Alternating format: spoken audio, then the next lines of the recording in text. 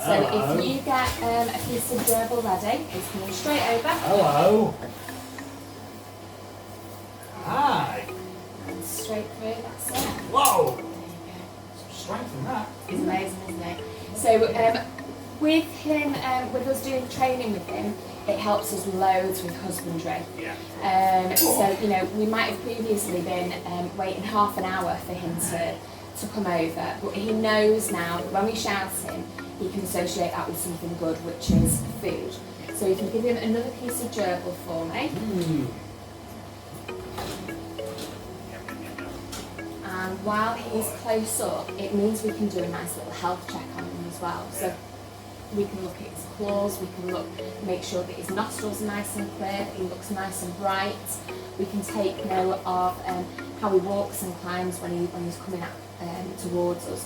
And he's doing exactly the things that we expect him to do there. So he's having a really good sniff, he's sticking his tongue out, he's picking up those scent molecules, and he's nice and alert, he's nice and curious.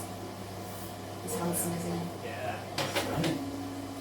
So it's very, very cool seeing him close up. He is, scales, he's currently 37.5 kilos, and Solani's 8 years old. So he's a little bit younger than Mezcal, but he's a gorgeous boy. He's really, really cool to work with. Is he likely to get much bigger, or? They'll get a little bit bigger, not too much bigger. We weigh them every month, and we also take their snout to vent length as well. So sometimes it's pretty handy, because sometimes they'll come quite high up the gate, and at that point it's good for us to get a really accurate reading. Using the snout to vent length and his weight, we enter that into a graph, and then we work out his food allocation based upon that data. So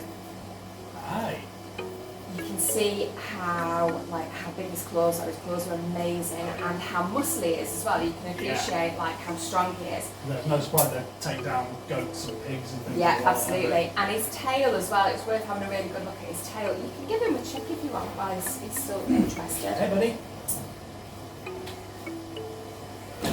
Oh. That's just a snack, isn't it?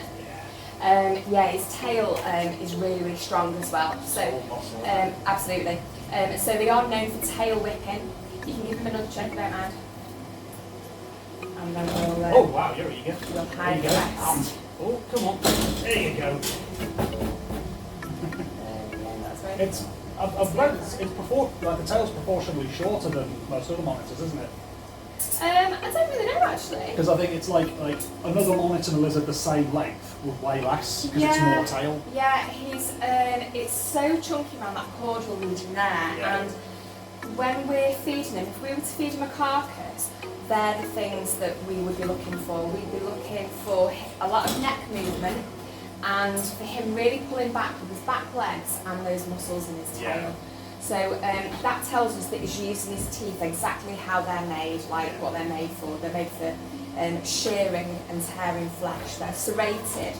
So by looking for those actions in his body, that's what we hope to do when we feed him a carcass.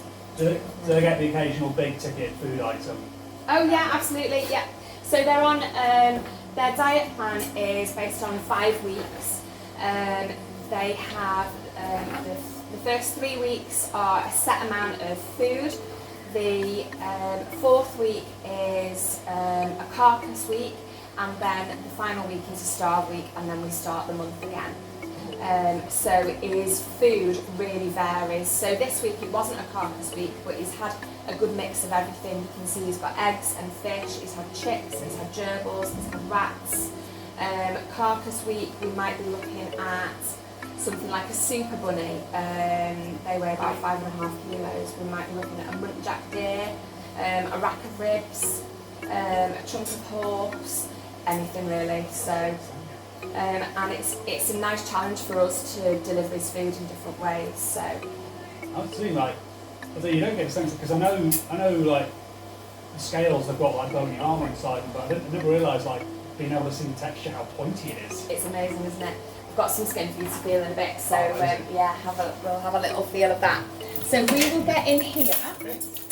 and Put this out of the way just so it doesn't tease you. yeah, pop it up there because we're going to take that in with us in a sec. And I can get you to pop a pair of gloves